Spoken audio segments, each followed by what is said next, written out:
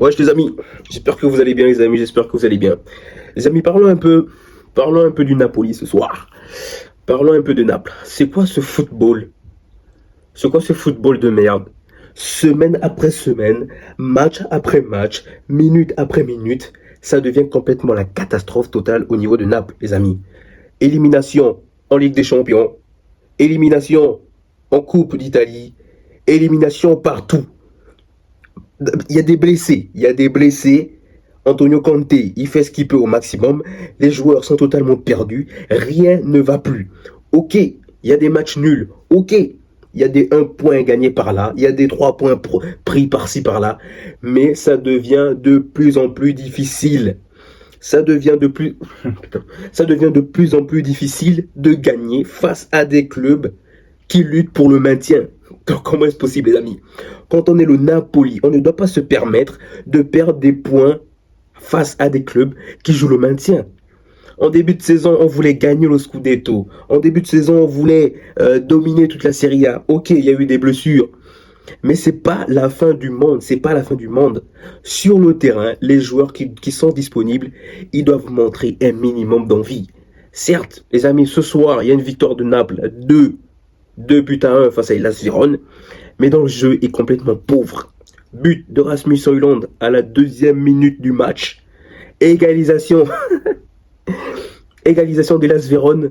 Pendant plus de 50 minutes, les amis, Naples n'était même pas dangereux. Pendant plus de 50 minutes, cette équipe de Hellas Vérone, ils se sont dit dans la tête, ok, là ce soir en face de nous, on a un Napoli, c'est même pas un Napoli, c'est même pas un champion. On va prendre les 3 points face à eux. On va prendre les 3 points.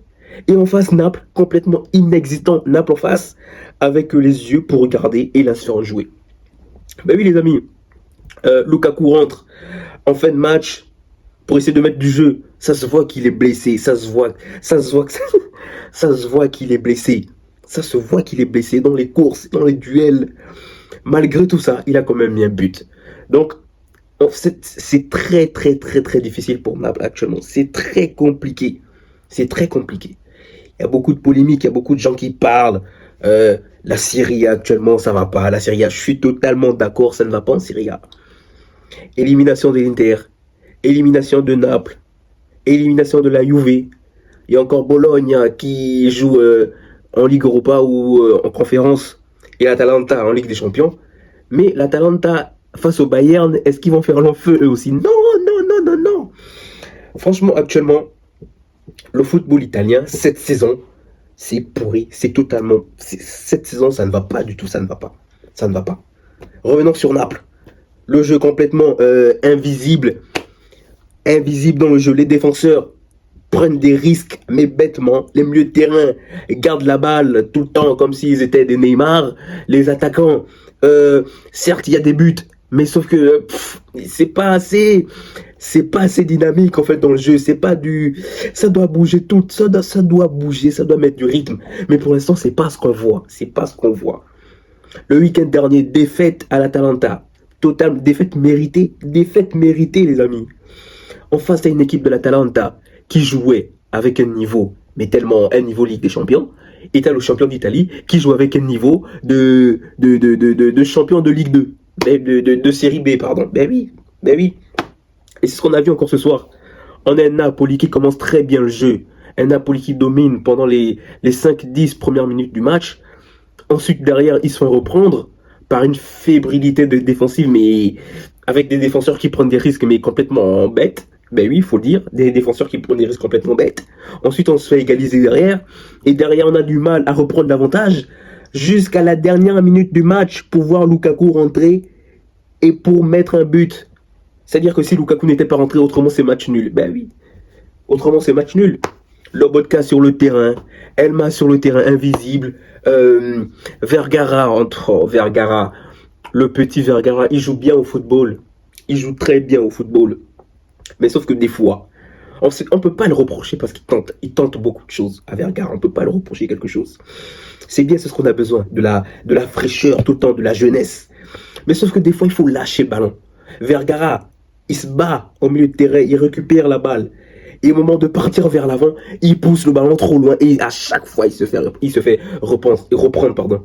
À chaque fois, il se fait reprendre dans ses poussées de balle. Faut apprendre, petit Vergara, il doit apprendre à... Il est déjà très bon techniquement. Il est tellement physiquement au point et tellement agile que s'il ajoute un contrôle de balle, mais efficace, il peut être très très très dangereux pour les équipes adverses, très dangereux. Mais ce soir, Vergara, bon Vergara, mais Vergara trop avec le Vergara qui garde trop la balle. Une fois ça marche, deux fois ça marche, mais la troisième fois il va la pousser trop loin. Et on n'a pas besoin de ça. Avec Santos sur le côté gauche, Alisson Santos, lui aussi il est bon, lui aussi, techniquement efficace, mais sauf que des fois il ralentit le jeu. Ça s'est vu là ce soir. Des fois, Alisson Santos, il ralentit le jeu. Il ralentit le jeu. Rasmus Hollande, il s'est mis en colère là, à plusieurs reprises parce qu'à chaque fois ça casse le jeu. Contre Alisson Santos reçoit la balle, il fait trop des gestes, Ça se voit qu'il est bon techniquement. Mais à un moment donné, il faut aller vite. C'est ça qu'on a besoin de Naples. On a besoin de plus de vitesse pour aller plus vers l'avant et construire rapidement et pour trouver des occasions régulièrement. Faut aller vite. Mais quand t'as un ailier qui est bon techniquement, mais qui n'exploite pas ses capacités de vitesse pour aller vers l'avant, qui préfère temporiser quand il ne faut pas temporiser, qui préfère faire des dribbles quand il faut faire une passe, qui préfère faire un truc à la Neymar quand il faut envoyer le ballon en profondeur, à un moment donné, ça ne va pas. Ben oui, à un moment donné, ça ne va pas. À un moment donné, ça ne va pas. C'est comme ça qu'on se retrouve avec des matchs nuls face à Hellas Vérone, des défaites face à l'Atalanta, des 3 points perdus tout le temps. Et oui, les amis, c'est comme ça. Cette fin de saison est complètement dure pour Naples, dure pour le staff, dure pour Antonio Conte. Et on se demande ce qui va se passer dans le futur. Est-ce on termine la saison comme ça, à la 4e, 3e place, or qu'on peut faire mieux. Pour faute, on a beaucoup de blessés. Est-ce qu'on termine comme ça en essayant de garder les points pour garder des places, pour garder cette position des 4 premiers pour espérer aller en Ligue des Champions la saison prochaine? Ou est-ce que on renouvelle complètement le jeu et on va chercher l'Inter? Certains d'entre vous allez me dire, ouais, c'est plus possible d'aller chercher l'Inter. Je suis totalement d'accord. Mais à un moment donné, les amis, il faut y croire. Il y a 11 points d'avance. Il reste 12 matchs. L'Inter, ils ont Milan à affronter. Ils ont encore la Juve à affronter. Ils ont encore l'Atalanta à affronter. Ils ont encore la Viola à affronter. Ils ont encore la Roma. Or que nous, le Napoli, on a déjà fait pratiquement tous nos allers-retours face aux 6 premiers de la Serie A. Donc, il y a moyen qu'on gagne des points, il y a moyen qu'on dépasse Milan, et il y a moyen qu'on se rapproche de l'Inter. Après, gagner le Scudetto cette saison, avec l'effectif qu'on a, c'est pas possible. Avec le nombre de points qu'on a, on peut se rapprocher d'Inter, mais ça va être extrêmement compliqué. Bah oui, ça va être extrêmement compliqué. Donc les amis, voilà. Voilà l'oppositionnement de Naples ce soir. Ce soir, il y a une victoire. Mais une victoire difficile, une victoire miraculeuse, j'ai envie de dire. Une victoire miraculeuse. Chercher une victoire venue de nulle part. Donc voilà, une victoire faible ce soir de Naples.